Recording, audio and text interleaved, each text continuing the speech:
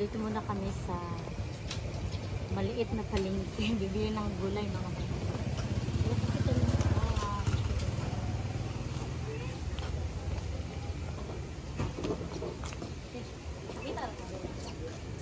Ito mga ice cream tea.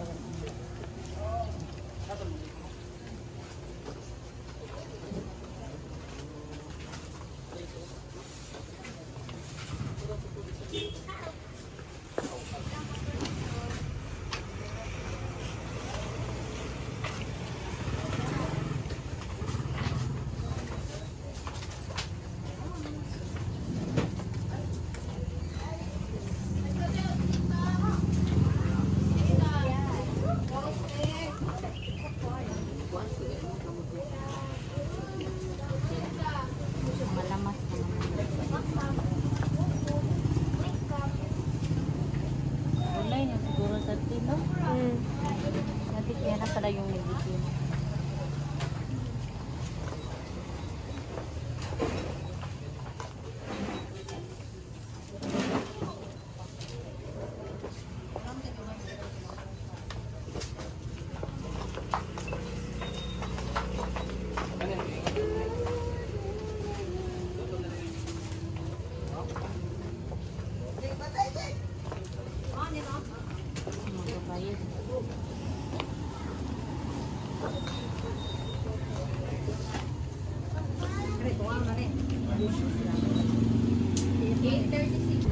So, uwi na kami mga manayan si Ate Fiana. So, galing sa pagsamba.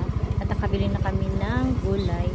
Ayan, mag-drive. Super init ang panahon talaga mga manayan. Ayan yung weather natin. O, sobrang init. So, let's drive na.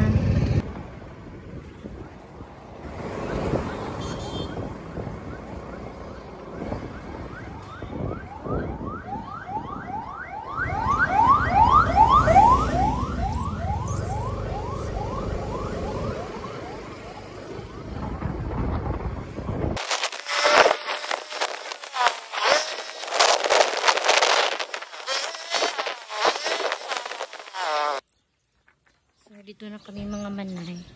Pasok na kami sa loob. Si Ate Fiana ay ando na, nagduna ng mga manay.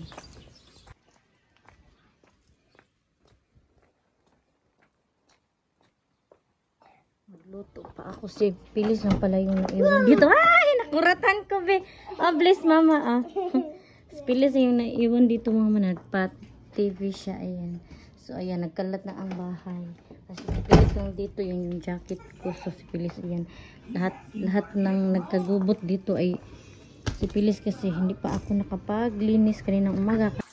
So hello mga manay. So ayan, si Ate Fiana ay naghugas ng pinggan. Ayan.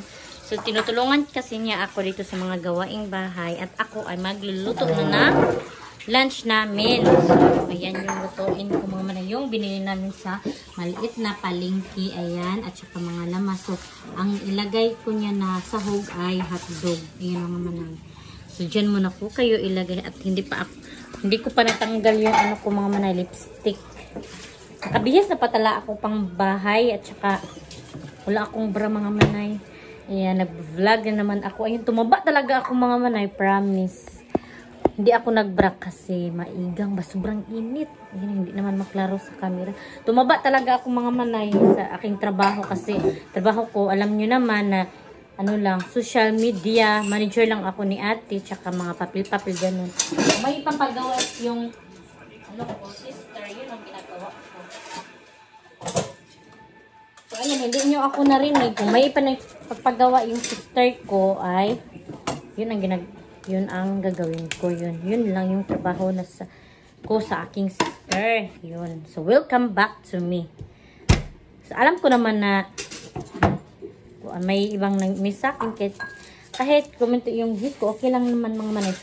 Kasi happy naman ako na umabot na kahit paano ng 100 views yung vlog ko. Kasi ano lang to, gagawin ko na lang tong libangan tong pag-vlog mga manay. Kasi na-miss ko din yung mag-vlog. At saka, extra income din to mga manay. Kapag palagi kang mag-upload yun, may sahod ka talaga na aasahan.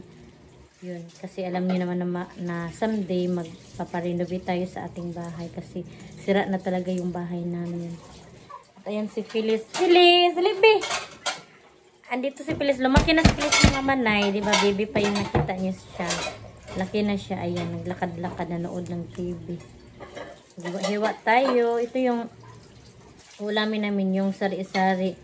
Worth of 25 pesos. May ano ka na. Gulay. Kasi kasama na yung lamas mga manay. 25 pesos. So, kailangan talaga magsipag tayo mga manay. Para makamit natin yung mga gusto natin. Diba? So, hiwain natin to. Magtipid tayo kasi malaki yung kamatis. So, isang hiwa lang.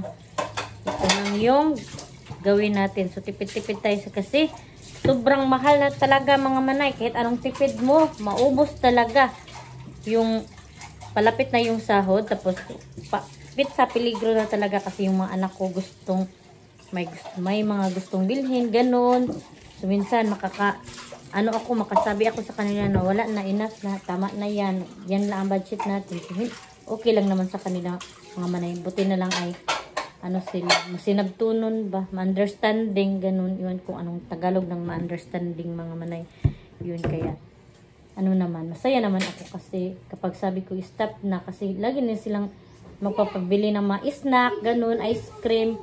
Yung ice cream, yung tita kasi ni Phyllis mga manay at Piana ay nagtitinda na mga ice drop, ganun, 20 pesos. Tapos, palaging nagbibili sila at Piana, pero limited lang yung mga binibigay ko sa kanila, mga manay. Kaya, budget lang talaga. Huwag silang ipa-spoiled. Kasi pag ma-spoiled, yun. Ang parents naman ang kawawa. Hiwain ko din tong hotdog mga manay. So, isang hotdog lang yung sahog. Kasi malaki naman tong mga manay. Kaya, tipid-tipid tayo. Tapos, bukas ng umaga ay itong hotdog. Mamaya ay iwan ko magsabaw siguro kami ng isda kasi may isda naman. Yung nag-mercury, kami ni Mr. Nagmerkado na malingke, may isda pa na tatira. So, pwede pa yun. Sabawin ko yun or prituhin. Pero, much better kung prituhin, sabawin mga manay. Kasi, malagyan yun ng kamunggay, tanglad. So, masustansya pa din. So, ito yung pangsahog natin, pang hotdog. So, okay. Ganyan lang kasimple yung ulam natin. Simple siya, pero masustansya naman itong gulay, diba? So, i-stop ko muna to. So, hello mga manay! Andito na ako sa kusina. So, magluluto na tayo ng ulam. Ayan, ready ko na yung kaha mga manay at yung gulay natin, mga lamas, ang ilagay natin. Ayan, so, ito muna tayo. So, ito yung lunch natin. So, ang oras ngayon ay 11:30. Yun. Ay, 11:30 mga manay. So, yan. Yan, tumaba talaga ako mga manay. Ang laki na ng braso ko. Pero yung mukha ko mga manay, nakinis siya kasi nagpa-facial kasi ako sa ni ate sa kanyang clinic. At ayan, naayos din yung buhok ko kasi may kaibigan kasi ako mga manay na nagriba ng buhok ko tapos nilibre ako. So, ganyan ako kamahal ng aking mga kaibigan. So, thank you so much mga kaibigan ko. So, pala mga manay yung sa mga nagtanong pala kung hindi na kami nakikita ni Ate Aileen at saka ni Gian kasi nga sobrang busy ko na mga manay, hindi na ako nakapasyal sa kanilang bahay.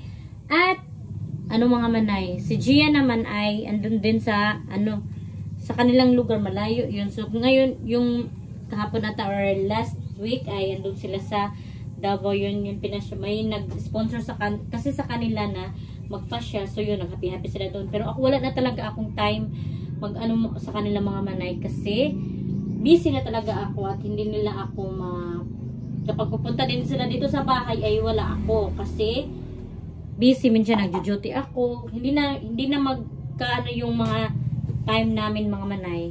So yun, hindi talaga ako nag-bra. Pero hindi naman halata masyado mga manay kasi maliit naman yung ko breast. Yun. Kasi sobrang init na talaga kaya yung panahon ba?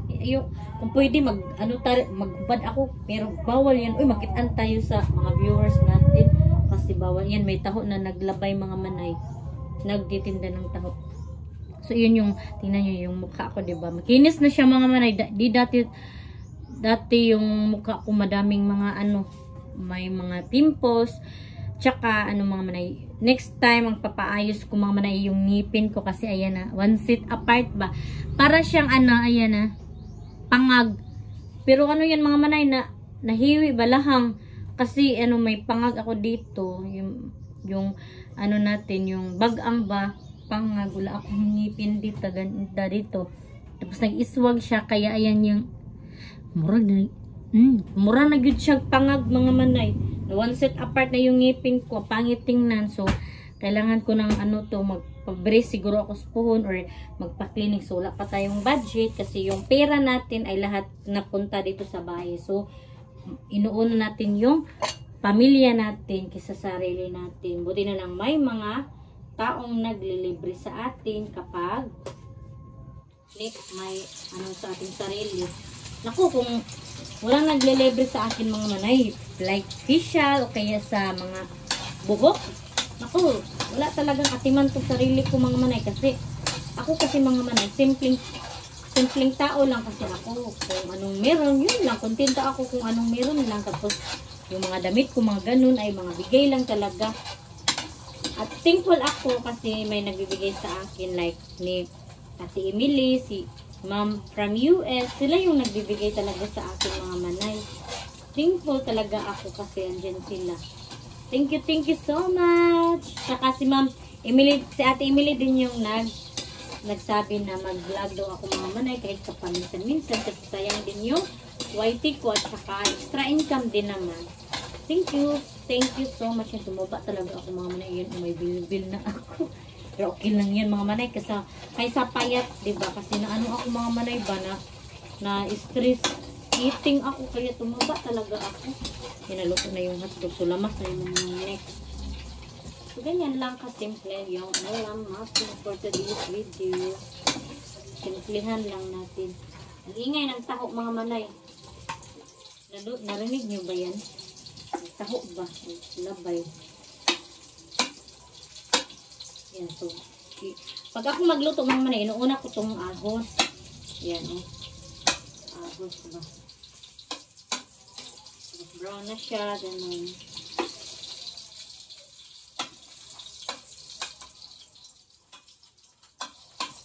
Bait naman yan si Jen at sila Ate Aileen Caleb. Manay.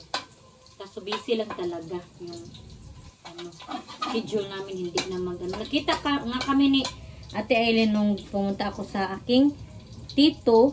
Andun din siya, nag-videoke, gano'n, nagkain-kain kasi birthday ng pinsan ko. So pumunta siya doon. So doon kami nagkita kami ni Ate Aileen doon sa tito ko.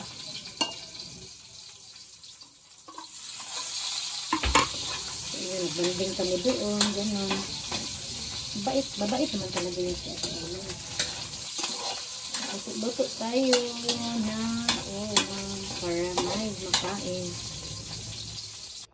So yan mga manay, naluto na yung gulay natin. Ayan, tama-tama lang yung pagkaluto ko. Half cook lang siya mga manay kasi ayaw ko nang ma-overcook kasi hindi na siya karubko ba. So okay lang yan mga manay. So let's eat na! So, dito ko na lang muna i-end ang aking vlog. Thank you so much sa mga nanonood. Sa mga hindi pa pala nakasubscribe, please subscribe my YouTube channel and click the notification bell para updated din kayo sa aking next video. See you in my next vlog mga manay. Bye-bye and God bless. Ingat po kayo parati.